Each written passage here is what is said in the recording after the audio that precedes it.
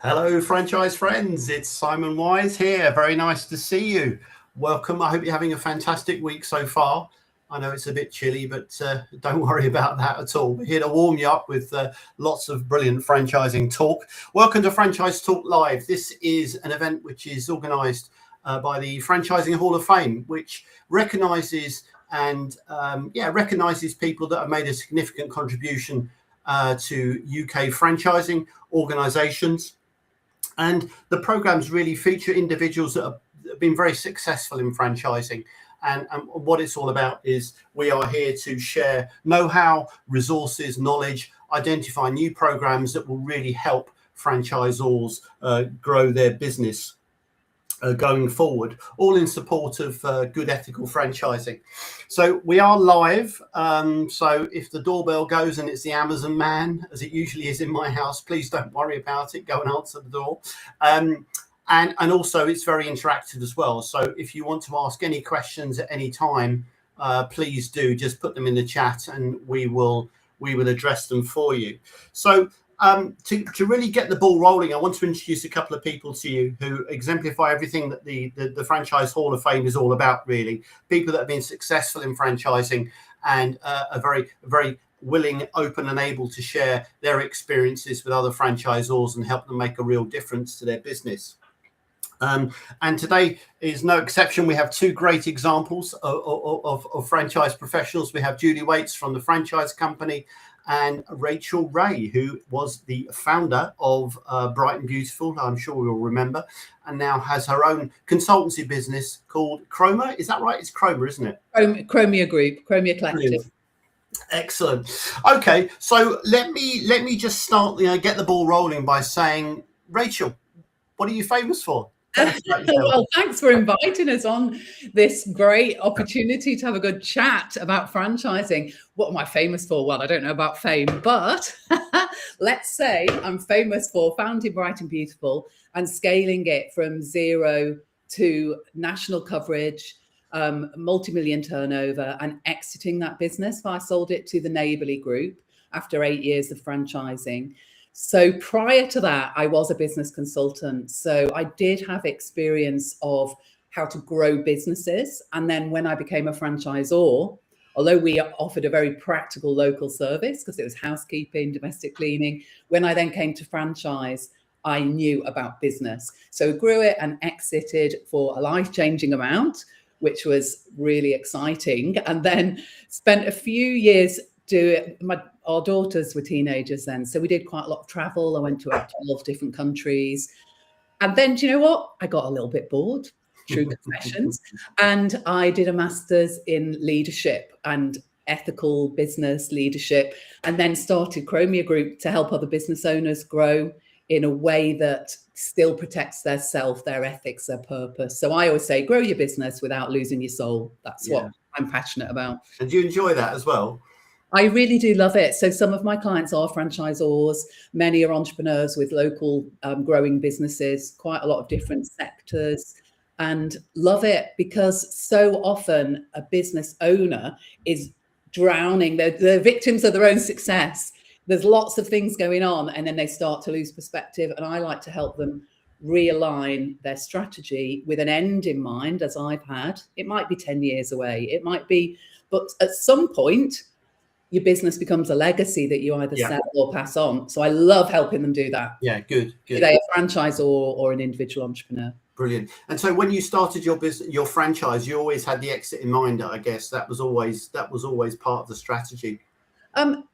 Fairly early on, I started the business because the opportunity presented itself in our local marketplace. My husband had a property refurb type of business and gardening business.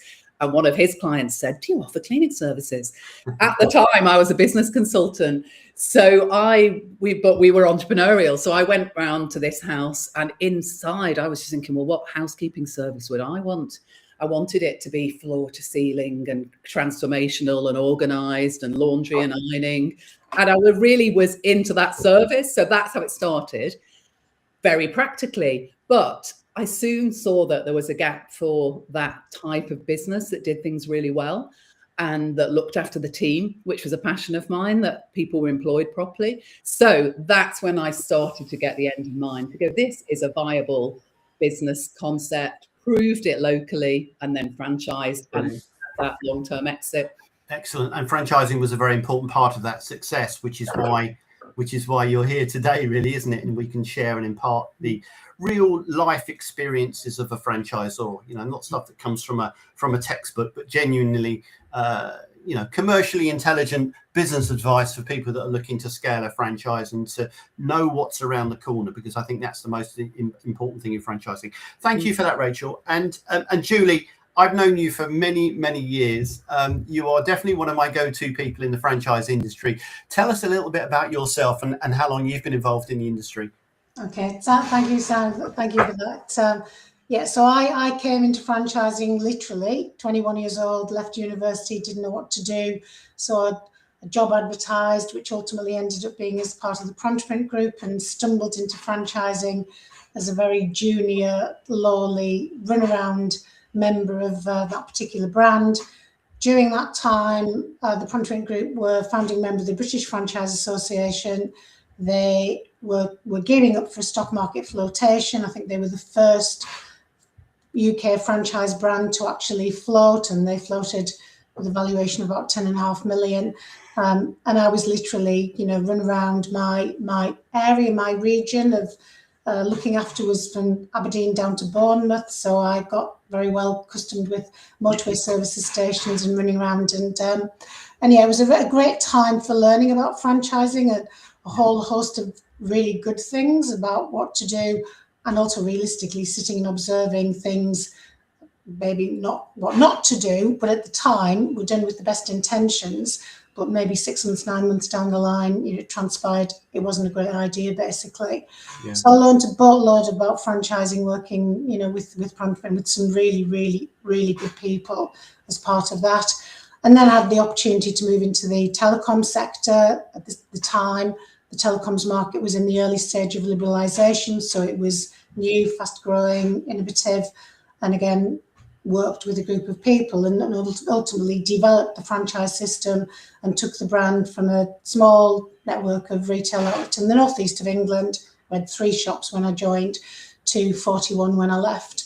And that took about 5.5 years to go through that development. And I left to set up the franchise company because I wanted to do something which was entirely mine and my own, and I had control of my destiny. But I also wanted to do something that, enabled me to continue to stay in the franchise sector, because obviously by that time I had the bug, and hopefully use my knowledge and experience and expertise of franchising and franchise development to help other people develop and grow successful franchise models, franchise systems that are commercially viable, but absolutely done in an ethical way. So it's planned, it's professional, it's done in with all high levels of due diligence. It's commercially viable, it stacks up and makes sense, it works. It works for the franchisor, it works for the franchisee, and it takes advantage of the market opportunity. And if you like, hopefully that's what I've done. That's what people hopefully see in me and recognize me for, that it's not about easy, shortcut answers. It's about really kind of deep diving into the commercial opportunity and coming up with a solution that maximizes that. Yeah, and you've certainly done that. I mean, some of the clients you've worked with over the years have gone on to be real exemplars, haven't they, in franchising? So your onions, lady. Yes.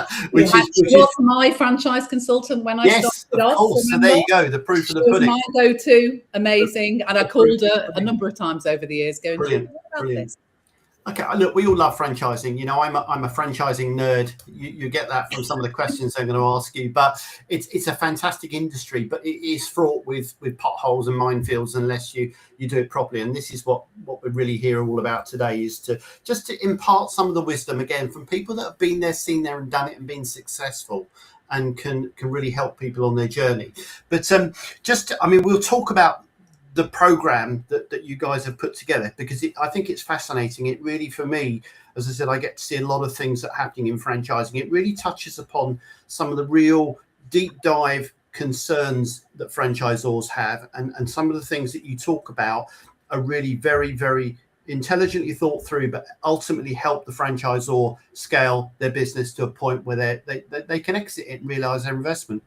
Just before we do, I just want to say, we are live. Thank you for all the people that have joined us live. We're getting quite an audience, actually. So I'm really pleased about that. If you've got any chats, anything to put in the chat, even if you want to come on and say hello, a shout out, tell us what the weather's like in your area. It's entirely up to you. This is an interactive, audience-driven show, and it's really important that we make sure that we're answering your questions. So let's push on a bit. So really, what brought the two of you together? What was the problem that you saw in the marketplace that you were really looking to solve? Because, you know, you've got this program, it's called Flourish, and we're going to talk more about that. But what was the problem? Where was the real opportunity for you to come in and do that?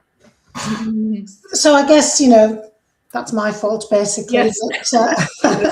Julie. Yeah, I'll take the blame for that. So, I mean, you know, Simon, we've all sat and watched the last 4 or 5 years, 6 years unfold in terms of COVID and post-COVID, and, you know, developments within the industry and developments within the sector.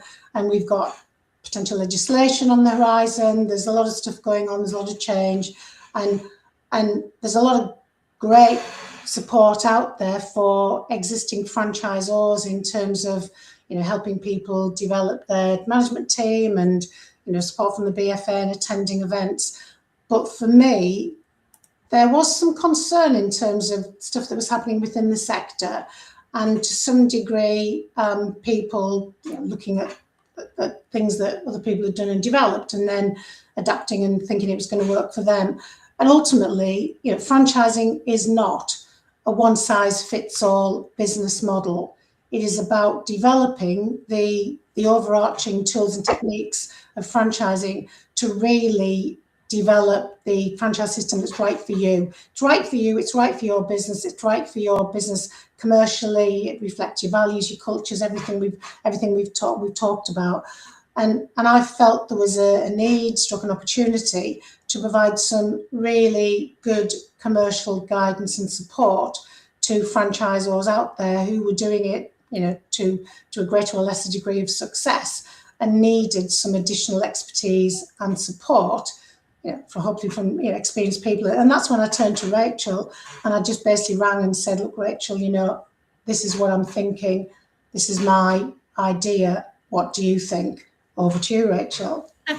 Yeah, I mean, when I was a franchisor, I think, yes, you do have that support from, obviously I went to BFA events and other supportive networks, but you can still feel very alone because some of the issues you don't really want to talk about in that setting. So if you've got underperforming franchisees or difficult challenges to focus on in your network, you may feel like, oh, well, is that just me? What am I doing something wrong? So that's where I think you need that private or more discreet group and expertise to draw on for help. So when Julie called me to talk about putting the Flourish program on, I was like, yes, that's exactly what I would have needed as a franchisor, and I would have really valued it. So of course I'm like, yes. And I respect Julie from the years that she's had in the industry and the practical commercial advice she was able to give me. Again, ethical advice. So important that things in franchising are built on a solid foundation, that they're commercially viable, so that they give a great opportunity to each franchisee. And I know that Julie and I are on the same page with that. So it was easy to say yes to getting this program going.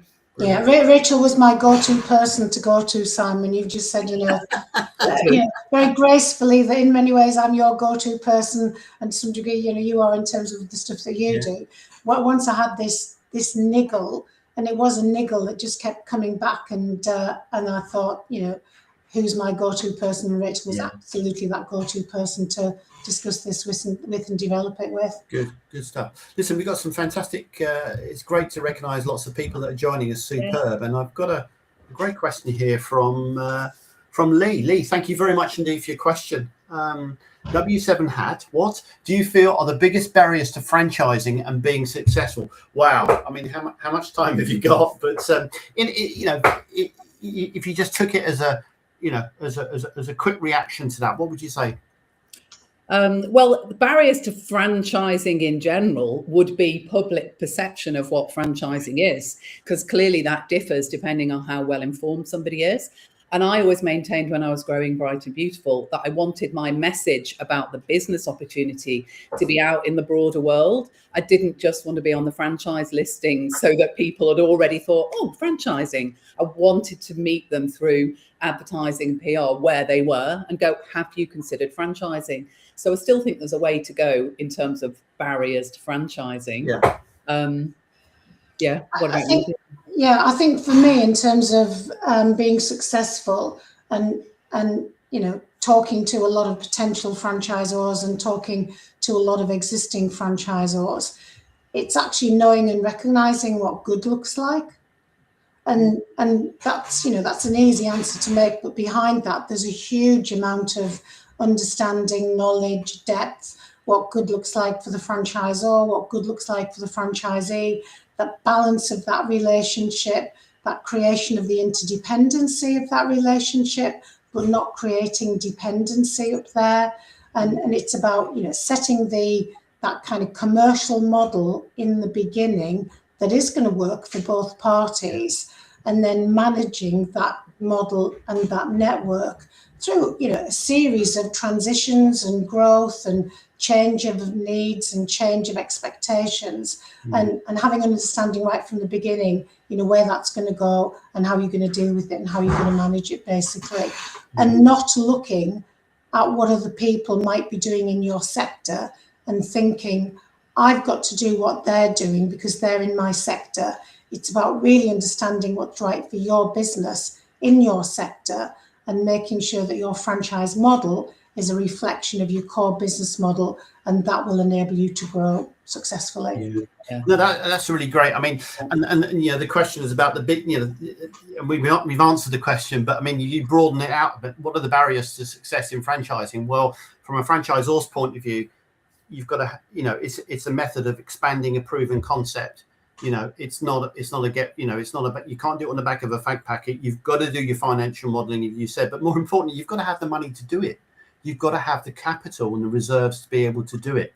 And I think that's another barrier to a lot of businesses. Not every business is right for franchising, but not every business can actually afford to do it because it does take time, effort, money. Yes, there is a limiting factor in the UK about the awareness of franchising, but I think as an industry, we get too hung up on that. At the end of the day, if you go out there and reach to people and present your value proposition and do it on the back of the beauty and the benefits and the joy of being self-employed, whilst mitigating the anxieties of, will it work? How do I know if this is going to work? Then I think that's what franchising brings to it as well. And again, ultimately for me, and I'm not the expert, so I apologize, but it all comes down to recruitment, doesn't it? If you recruit the wrong people, you're not going to be successful as a franchisor. Long after the glow of selling the franchise and getting the initial franchise fee disappears, you've got somebody for 5 years and your revenue is going to be derived from that person having the right attitude and the right skills and ability to really drive them. So there are some natural barriers to franchising for sure. Absolutely. And Matt, Simon, just picking up on that about the investment requirement, yes, to do it properly, there is an investment requirement for a new franchisor in terms of, you've got to get everything set up in the beginning in terms of the systems, and you're probably going to need some advice and support to do that. And again, I would say, if your business isn't in a position to do it properly, if your business isn't your core business, isn't in a position to make that investment, then you're not in a position to actually look at franchising and consider it. You might be too early in your development, but if you're not in a position to do it correctly from a financial investment perspective, then you're not in a position to do it. Yeah. And picking up on your point, Simon, about recruitment of franchisees, I think one of the things, obviously, we've got to recruit the right people. So when you first start franchising, obviously, you're just really excited that someone's invested in your concept. And again, you think you've ticked the boxes, but maybe you haven't really understood what it entails. And then I think apart from training people operationally, so first of all, you've got to have a really clear understanding of who you need, what are the essentials are, but then you have to train them not just in the operations, but in a business mindset and in understanding numbers and understanding the key drivers of their business. And I know for me, I was a little bit naive in this because I had doctors and teachers and lawyers and lots of professional people applying for our Bright and Beautiful franchise. So I'm like, yes, they're professional. They'll know what they're doing. Of course they did to a large extent, and many of them were successful. But what I didn't understand is that being an entrepreneur and leading a business is a different set of skills and understanding, that many of those can be taught.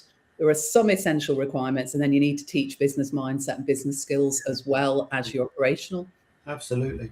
Okay, let's dive into some of the meat and potatoes in terms of what you've come together to deliver and some of the challenges. At the bottom, I'm going to put a question forward for you, and I'm going to say many franchisors feel busy but not in control. What separates a growing network from one that's truly scalable and valuable? Well, that is a great question. I think what can happen is you have, say you've got 10 or 20 franchises, or even if more than that, you might have a posse, a core group that are all super successful and positive, and then you may have a significant amount that are like, oh, they're underperforming, or they're negative, or they're just a drain on resources. I think this can be quite a common thing. And you really need to help everybody become the performance to become more consistent. Of course, you're going to have the outliers, but you want to really understand the drivers and train those franchisees on what they are looking to do each month, each quarter. Break it down into things like the customer retention, customer acquisition, but with clear numbers, and really help them to drive forward. And then you have to be tough enough in your leadership to go, hang on, if I've tried absolutely everything and they're still negative and underperforming, how can I positively exit them from the business to make life better for both parties? And again, in ethical franchising, you've got performance standards, haven't you? Minimum performance standards. And they're pretty generous. They're usually 70% of average. They're not onerous. So you're just trying to help people exceed those, grow forward, be ambitious. And if they really won't, then in my experience, I had 2 or 3 resales where you sort of positively exit someone that was difficult, bring someone new in, and then that territory grows forward. Yeah. So I think that's a factor. Yeah, definitely. And I think that comes down to lots of franchisors that are desperately busy all of the time, and their network's growing, and they feel like they're not in control. And sometimes it's great just to have a bit of a reset and a reflection, which is what I guess is the essence of what you're doing as well, is getting people and giving them that time back to really sit down and have a think about everything. Yeah, and strategic, and to think, to have real clarity, like to step back and say, hang on, why did I set up this business? What are my long-term goals? And they can be very personal, like mine were. My exit point, I had a 7-figure sum in mind. I was working towards that.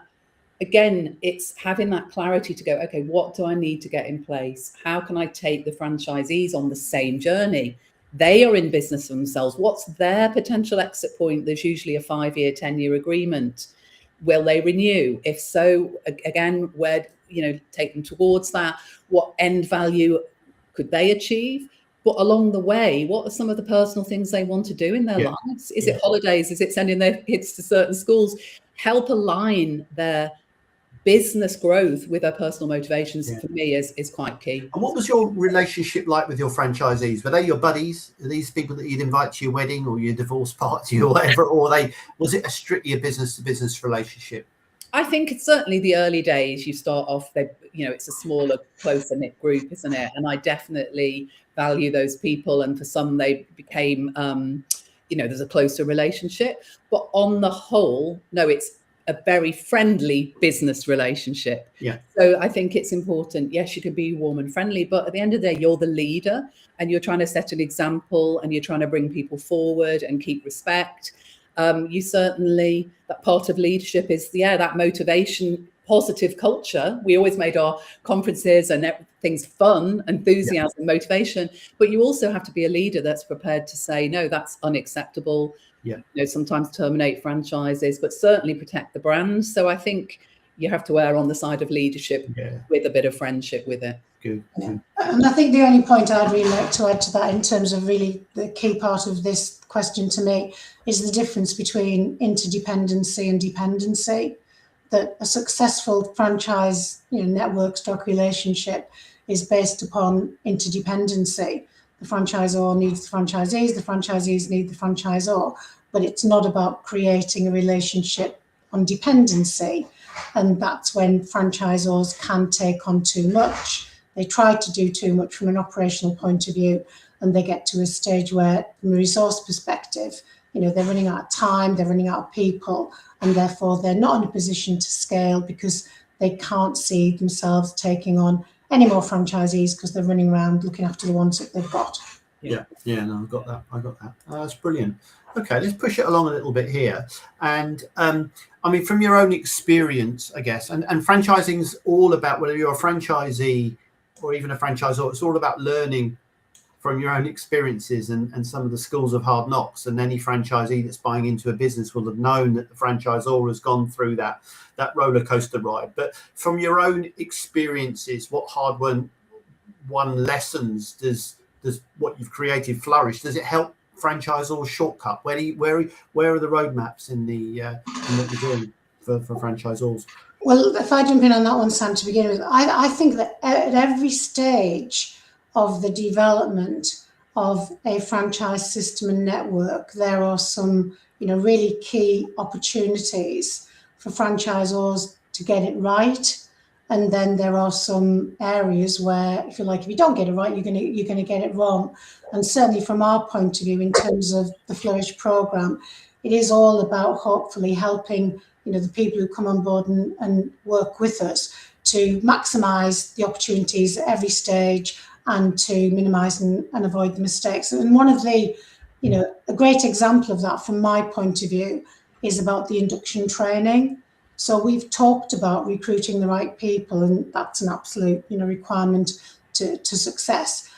But if you don't provide a comprehensive induction training program for those people, you are absolutely missing a huge opportunity to get them up and running in the right way, with the right operational knowledge and support, but also in the understanding of the values of the business, the culture of the business, and again, creating that relationship that we understand what our expectations are and we're not creating dependency on each other. And again, I see a lot of franchisors missing that opportunity because they feel that, they don't need to get involved with the financial management of the business. It's intrusive. You do. It isn't. And again, as Rachel said, you have expectations of people coming into the business. My kind of classic example is, I don't care what your background is. You can have been the marketing manager of Mars, or you can have been the sales director of whatever. You will go through our induction program in the comprehensive way, so you understand and learn what we do. And at the end of it, we know each other and we get to know each other, and we've set the groundwork for the future. So that's a classic example where people can and do get it wrong. And, just one of the points of the relationship where we can hopefully help people to put it right. Yeah. Brilliant. That's And brilliant. talking about hard won learnings, I think some of the hardest things is one of the hardest things is leading a franchise network. Once you've got a significant amount of franchisees, for me, 40 or 50 franchisees, and then maybe there's some significant economic conditions or government changes that impact everybody. And, you've got to take that and go, okay, what do we do? How do we respond? So it's leading in difficult times is something that you learn the hard way, and you learn how to do that, which certainly forms part of the program. but also network management in terms of how to build the right culture so that people are positive and engaged, taking on board the training that is ongoing, taking on board the focus and the brand protection, the brand development. You want the culture that is receptive and positive and walking with you. And that also comes with then the sort of the firm hand, firm but gracious when people actually need a bit of a kick up the bum. And it's a fine balance. So I think that's something you learn as you go, which will certainly be in the programme. Excellent, excellent. Had a couple of good comments there, one from Lee that I just put up on the screen, but a couple of people have got to leave us, unfortunately, but super interesting content. Thank you. Will this be available after Have to Shoot? Yes. I mean, it's the gift that keeps on giving. You know, we're recording this. We'll do some feedback and maybe even to put the transcript into a slide deck or something. I think I could probably do that actually, but I'm not going to promise anything. But thank you, Scott. Thanks for coming along. We'll certainly make that available to you, and also Vincent as well. Really good session. Thank you. Apologies, had to jump off. Be great to get a recording if available. Yes, it will be available, and we will be delighted to share that with you. Okay, I feel like we're getting some good momentum going here. So let's keep pushing on. This is a great question and really topical because culture. What does a high performing franchise culture look like? And again, from experience of success, that's going to determine, the culture that fits and works. There are franchisors that adopt different types of culture for varying different degrees of success. But I'll put that question out there based on being a successful franchise operators, both of you. What does that look like, that culture? Well, I think we started to touch on it, haven't we, really? And I think it is to do with, in my opinion anyway, being positive, motivational, warm, and caring about people. Because at the end of the day, franchisees, they're people that have invested usually a significant amount of savings, time, energy. They're running a local business, to support their family, to support their life. So, it's very much about people and also the customers that we all serve.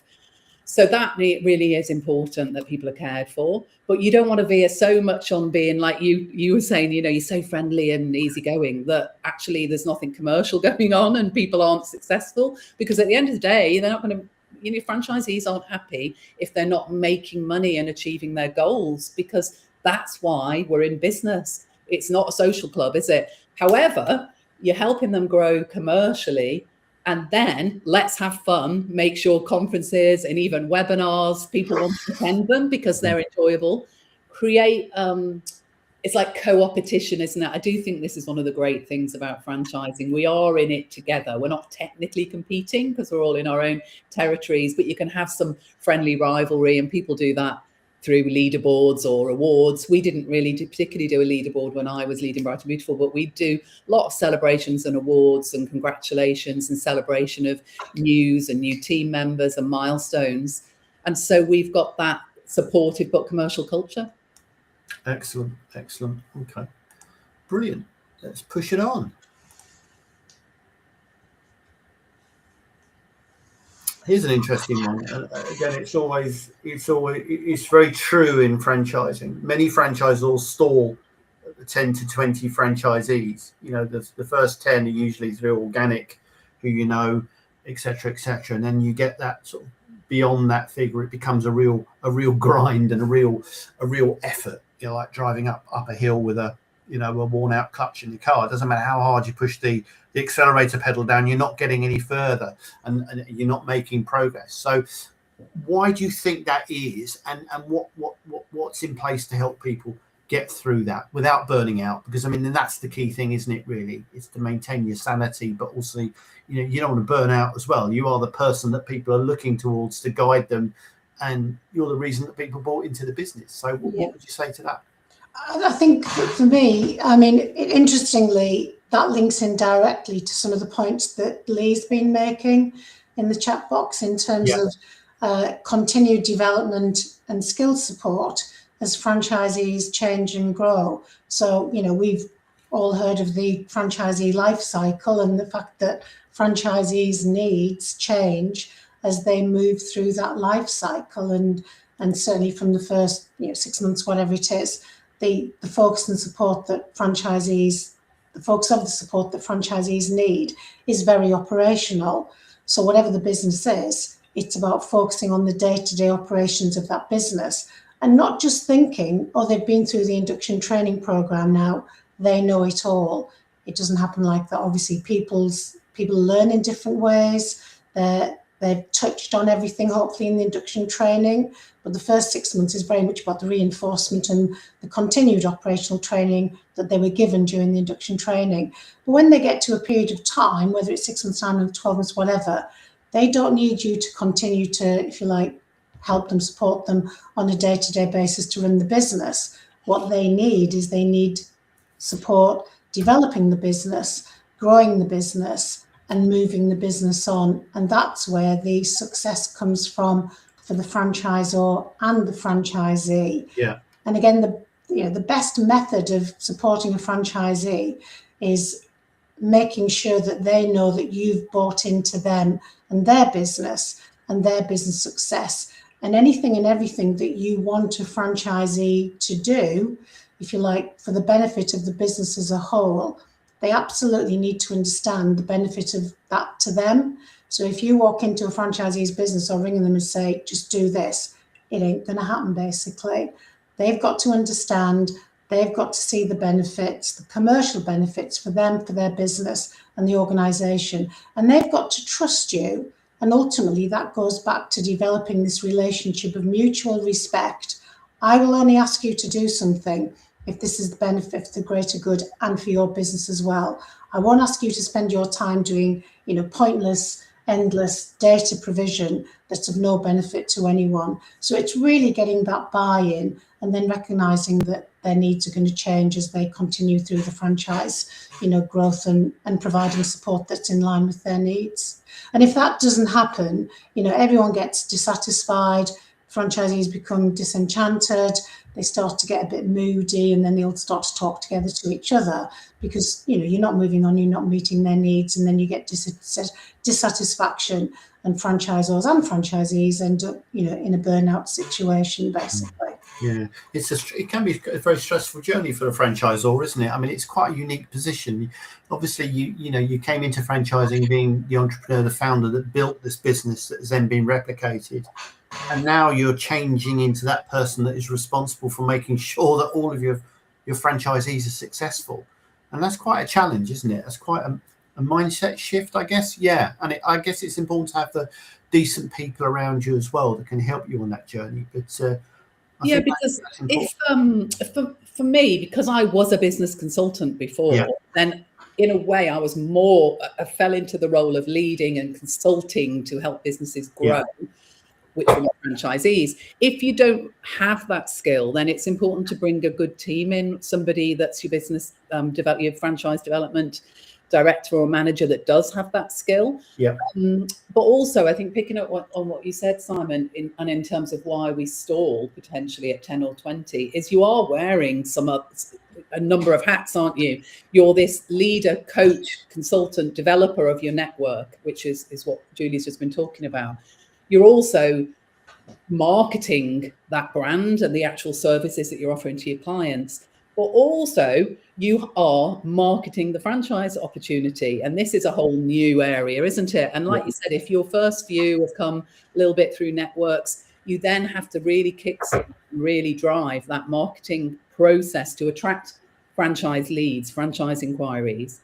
Then you have to recruit them really well, which is actually like an HR recruitment interviewing process, and get them set up. So for me, it took a while to keep building that. I really focused on building the different channels, different ways of advertising beyond the franchise world, as well as credibility reinforced through online, memberships, BFA, and lots of testimonials and case studies. So I had a funnel. I was probably about 100 inquiries a month, of which only 1 or 2 we would take on as franchisees because of the selection. So you've got this whole engine that you've got to develop so you don't stall, as well as what Julie's saying about managing the franchisees you've got. Yeah. And we will address this in the program because it takes a lot. Yeah. and it's not just mindset, isn't it? It's easy to say, well, the solution is let's get a psychologist in to talk about how you can, you can be at peace with yourself. But it's more than that. It needs structured, commercially intelligent processes, systems, strategies to push it forward. Yes, it's a mindset thing, but if you're looking at growing and scaling a franchise, you've got to have the expertise in place to navigate through that, and it's got to be based on intelligence and business intelligence. And yes, that's for me, that's fundamentally important in terms of a franchisor taking outside advice or looking to upskill themselves from a technical and strategic point of view. For sure. And again, I think it comes back to having the balance right, having the commercial model set up to begin with, so that balance of what's going to the franchisor, what's being retained by the franchisee, it's all got to be balanced in line with what you're proposing to provide. You can't provide a Harrods level of support if you're taking an Aldi level of management services fee income, basically. Yes. It's got to be balanced. Yeah. And then the working relationship has got to be based upon that mutual respect and integrity. Yeah. Because ultimately, sometimes you have to sit down and have difficult conversations with people. And those difficult conversations, whether it's, again, from a personal point of view, I can remember looking at a franchisee in the eye and saying, can we just clarify, you are not running a charity. This is a business. You might want to do all of this great stuff in the community, but you can't afford to do it till you've got the business, sustainable, basically. And likewise, the same with the franchisors. That's got to be based upon that, direct, honest, mutual respect and the knowledge that it's for the benefit of both people that are working together. Good stuff. Okay, look, I think we could talk for hours. I'm sure we could talk for hours, and hopefully everybody can see there is so much know-how and experience there. But what I want to do is, because this is the thing that caught my eye about what you were doing together through this program, is I want to just finish off now and in the next few minutes just talk about Flourish itself. What does it look like? What does the actual journey look like for franchisors, and who do you feel it's best suited for? Well, it's a structured 6-month program. So we're conscious, franchisors, as we said, busy people. We're making it very accessible. So we've got a session a month that is very much, it's a small cohort, and it's consulting and growth and strategies, many of the things that we've talked about on this call, real life implementation that's actually going to add value, increase revenue, and develop the franchise network once a month. Couple of hour session, hour and a half session. And that is accompanied by another session that is more like a surgery clinic, problem solving, a little bit of peer support. I mean, it's great to have a cohort, but equally, there's times when you want to solve individual problems. There's opportunities for that, one-on-one check-ins. So it's time efficient, it's personal, it's practical, it's real life. And Julie and I will do whatever we need to do to help those franchisors grow their networks. Yeah, brilliant. Here's a question that's just come in actually, and I guess this says a lot about what know-how. I mean, from Renata, how big a HQ? This is a question close to my heart, of course. How big an HQ team should you have to support and develop your network of 40 bricks and mortar sites spread across Europe and UK? That would also support a very ambitious scaling plan of Moore's. Yeah, I mean, a great question. I mean, how would you like to answer that? Again, I think it comes back to the kind of there isn't a one size that fits all. So my answer to this would be, depending on what central resource you've got. So is this part of a company that's got corporate network? They've got support for the corporate network, and these are 40 franchised outlets added onto that, in which case you're going to have a huge, hopefully significant central resource that you add on the franchising expertise, knowledge, whether it's recruitment, whether it's support, whether it's the training part of it, basically, or are you building from scratch? If you've got a central resource and you've got central resource that you can call upon, then potentially you could, for want of a better word, get away with someone in charge of recruitment, someone in charge of training, someone in charge of supporting the franchisees, knowing that you've got the marketing systems, etc., dealt with centrally. If you haven't, then you're either going to have to bring that in or outsource it. So again, it's variable subject to how you're structured and what you've got available. Yeah, I mean, I looked at the what I was going to provide for my franchisees in terms of support, you know, the check-ins and webinars and training, the ongoing support, and worked out the size of portfolio that would be workable for that. And then obviously you've got to then look at the MSF revenue that's going to come in. So let's say, I think at one point we had a business development, franchise development consultant for 10 franchisees. So you've got to work out, okay, what's your MSF coming in for those 10? How, you know, what time and capacity for the team, and then build those, as Julie's saying, build the bits of the jigsaw together based on the numbers and the capacity and the goals that you're trying to achieve. But that's a great question. That is exactly the type to deal with. Can I just add to that, Rachel? At what point in your life cycle as a franchisor did you make that first critical hire in terms of somebody to bring in that would free you up from some of the day-to-day activities and think about growing and scaling the business? Oh, very early on, when we just had 2 or 3 franchises, because again, you know, business consultant, work on, not in, delegate, structure. To me, that was essential. I would rather sacrifice my own profits. I mean, I still had to keep a roof above my head, but very early on starting to develop a team so it wasn't all dependent on me, which I think is our responsibility to our franchisees anyway, because, you know, what if you are sick? What if you are overstretched? You need to build a team pretty quickly. Yeah, and if it's a royalty-based network, that's what they're paying for. That's what the MSF pays for, isn't it? That support infrastructure. I think that's a brilliant question. Thank you very much indeed. I just want to ask this one final one, because I just want to really set the scene for people that want to find out a little bit more about what you guys are doing. And when I looked at this, I thought this was something quite different. You know, it's not traditional franchise consultancy and the guided cohort. I mean, what for me, that's what sets it apart. But I mean, you created something and you wanted something to be different. What's so different about what you're doing in your eyes? So in terms of the difference from traditional consultancy, you know, is very focused on an individual business and how to grow and develop that individual business effectively. To some degree, you know, we're assuming that people have ticked that box and that what they've got is a commercially viable model. It's about looking at all of the stages of the development and looking at all the key factors that need to be in place. And as Rachel said, you know, it's combining my knowledge, expertise of all of the operational aspects of franchising and working with hundreds of franchisors over the 30-odd years. And Rachel's very, you know, kind of specific and strategic knowledge of growing and developing her franchise model and working in the consultancy role that she has. But ultimately, it is all about, for us, the commercial focus, about really looking at the business through a commercial lens and what needs to be done. And, you know, being open and honest about what's achievable, what's realistic, what's the best thing to do, what not to do, etc.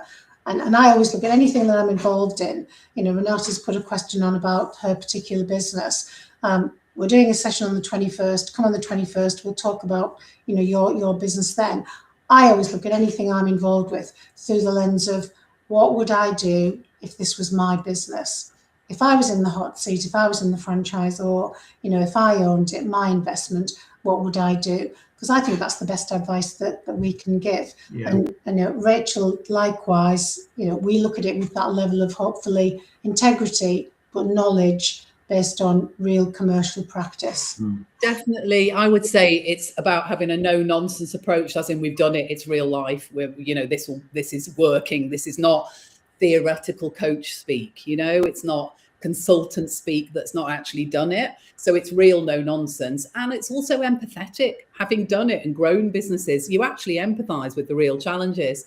And a small peer group where it's a private cohort, and then again some of the one-on-one check-ins where it's the things you want to share that you don't even want to share in the small group, to me is a really great hybrid of support, connection with 2 consultants, for want of a better word, us 2, that can help you on your business as well. So that's going to be different, just to provide something that actually helps people grow and achieve that long-term value. I've done that. I grew to, I exited for a life-changing amount.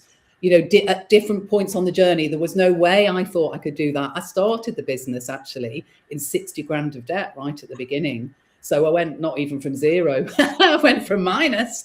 So I know what it's like to grow a business actually when you're having to dab your tears away because you're worried about losing your house. Put your best foot forward and go and lead your team. I've been there. I know what that's like. It is difficult at times. And yet we're not going to say that to people in a conference, are we, when we're chatting over coffee? Maybe a bit if we trust them, but not really. You want that support that's genuine and real. So yeah, and I think the final point, Simon, is the way that we've put it together. In addition to the content, the structure, we've tried to do it in a way that's cost effective. Yes. Cost effective from a time point of view, cost effective from a resource point of view, cost effective from the investment that people are going to make into the program.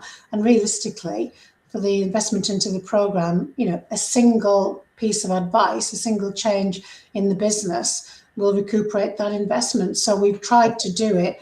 It's time efficient for everyone. It's cost effective for everyone. And for Rachel and I, it's an opportunity to, reinvest some of our knowledge, skills, experience, etc., into the franchise sector, because we're all custodians of the brand. We all need to be aware that, franchising's in the public eye. There is talk about stuff happening, etc. We all need to respect and protect that brand that's really been our livelihoods for the last 30 years, and we want it to be around and even more successful in 30 years' time. Yeah, brilliant. Thank you. I think we'll wrap it up there. Thank you very much indeed. I mean, you've probably noticed we have, if you're watching this live, thank you. If you, thanks for coming along. If you're watching a recording, where the hell were you? But no, there is a QR code on the screen which you can scan, and that will take you right the way through to some more information. And I know, how else people can get in touch with you? It's pretty straightforward, isn't it, really, in terms of reaching out? Are there any things you want to sort of leave anybody with, any parting comments, or what's the next most sort of big thing happening for Flourish? People can use the QR code to get more information, and then we've got the final open event on the 21st of this month, which is next Wednesday, which is real kind of reasonably deep dive into the structure and the content. And again, everyone's welcome to join us on that to learn more. And then we'll be into the programme starting the 4th of Feb. Yeah, and if you click on that through that QR code, you'll find all about the programme and our contact details at the bottom as well if you've got any questions. But the information's there. Thank you very much indeed. So, I mean, I hope you've I've thoroughly enjoyed the experience. Thank you so much indeed. As I said, I mean, we are the Franchise Hall of Fame is all about recognising and putting a spotlight on those people that have made a real difference to franchising in the UK. And you certainly, both of you, are really good examples of that. So thank you very much indeed for your time. I really appreciate it. As I said, we will get some recordings out, and I'll try and do a slide deck if I can work out how to do it and get those out to people. But thanks for your time. Next week, we've got another episode. We're looking at data-driven franchising with Thea Millwood.